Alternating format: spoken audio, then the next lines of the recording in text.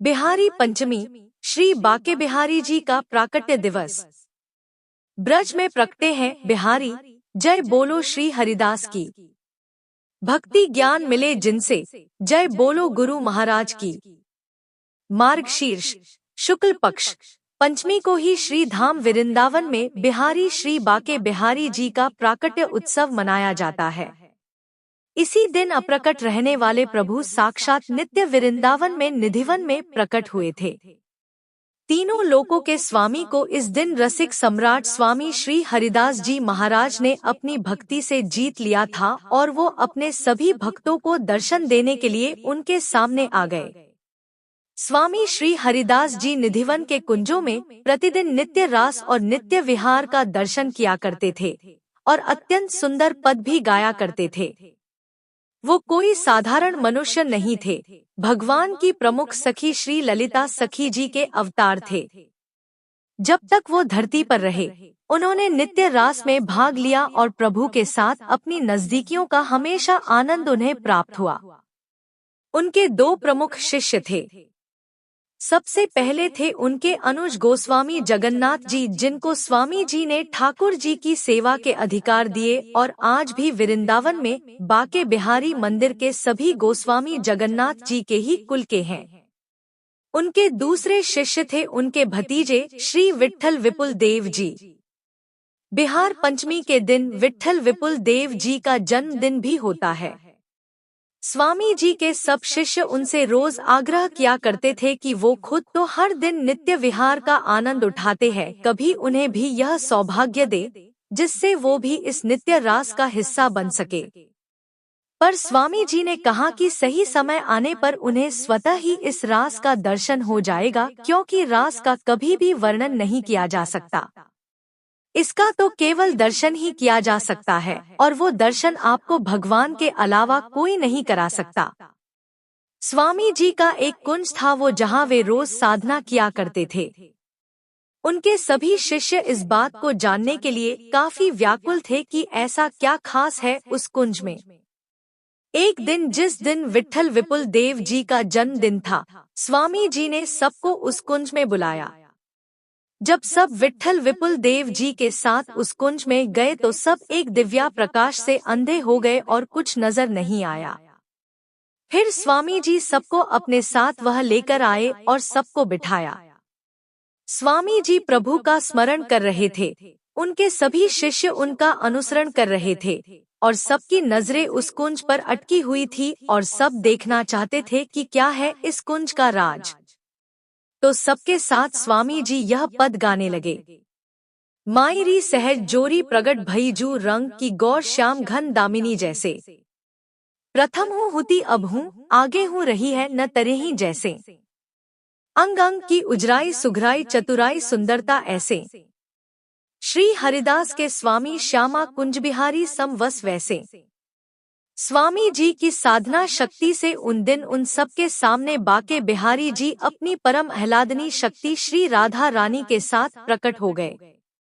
चेहरे पे मंद मंद मुस्कान, घुंघराले केश, हाथों में मुरली, पीतांबर धारण किया हुआ। जब प्रभु की उस मूरत का दर्शन सबने किया तो सबका क्या हाल हुआ उसका वर्णन नहीं किया जा सकता। वे अपनी पलक झपकाना भी भूल गए हुए हैं और ऐसे बैठे मानो कोई शरीर नहीं बल्कि एक मूर्ति है। स्वामी जी कहते हैं कि देखो प्रभु प्रकट हो गए हैं। प्रभु की शोभा ऐसी ही है जैसी घनघोर घटा की होती है।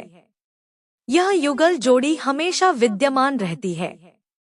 प्रकृति के कण-कण में युगल सरकार विराजमान है और ये हमेशा किशोर अवस्था में ही रहते हैं।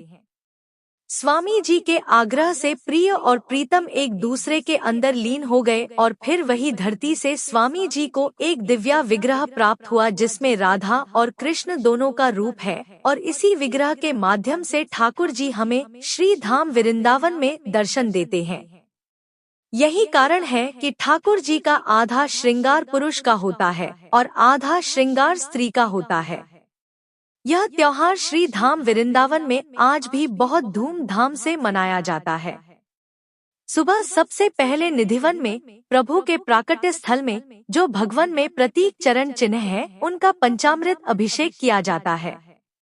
फिर एक विशाल सवारी स्वामी जी की वृंदावन के प्रमुख बाजारों से होती हुई ठाकुर जी के मंदिर में पहुंचती है।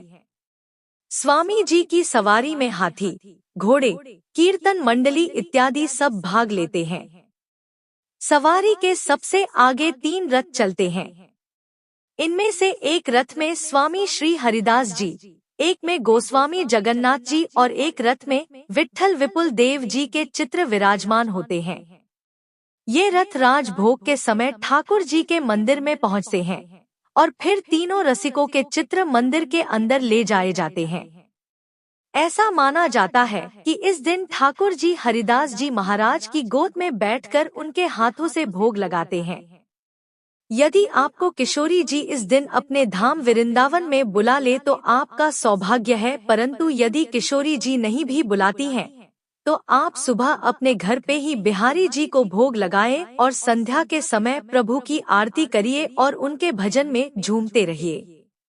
आप पर कृपा जरूर बरसेगी और आपको यह जानकर बहुत खुशी होगी कि इसी दिन भगवान श्री राम का जानकी जी के साथ विवाह भी हुआ था। इसलिए बिहार पंचमी को विवाह पंचमी भी कहा जाता है। श्री बाके बिहारी जी की मंगला आरती क्यों नहीं होती जाने सत्य। एक बार कलकत्ता से बूढ़े ब्राह्मण श्री बिहारी जी के दर्शन के लिए वृंदावन आए तो प्रभु से मिलने के बाद वहीं के हो गए।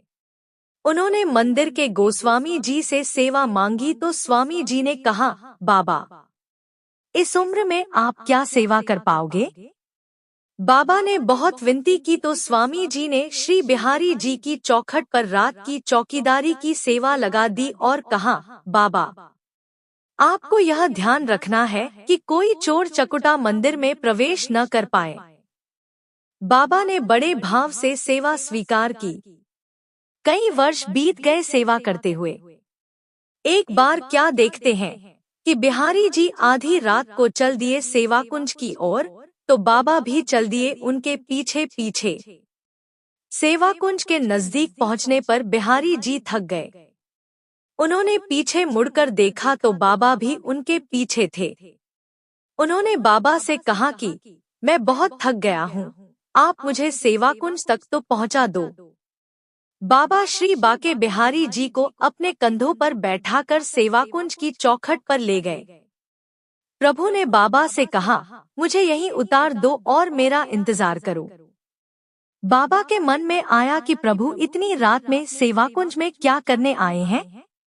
जानने की इच्छा से उन्होंने आले से झांक कर देखा तो उन्हें दिव्य प्रकाश नजर आया। उस प्रकाश में उन्होंने श्री बिहारी जी को श्री राधा जी संग रास करते हुए देखा। बाबा की हालत पागलों जैसी हो गई और गिरकर बेहोश हो गए। सुबह बिहारी जी ने बाबा को पुकारा और बाबा से कहा, बाबा, मुझे मंदिर तक नहीं ले जाओगे।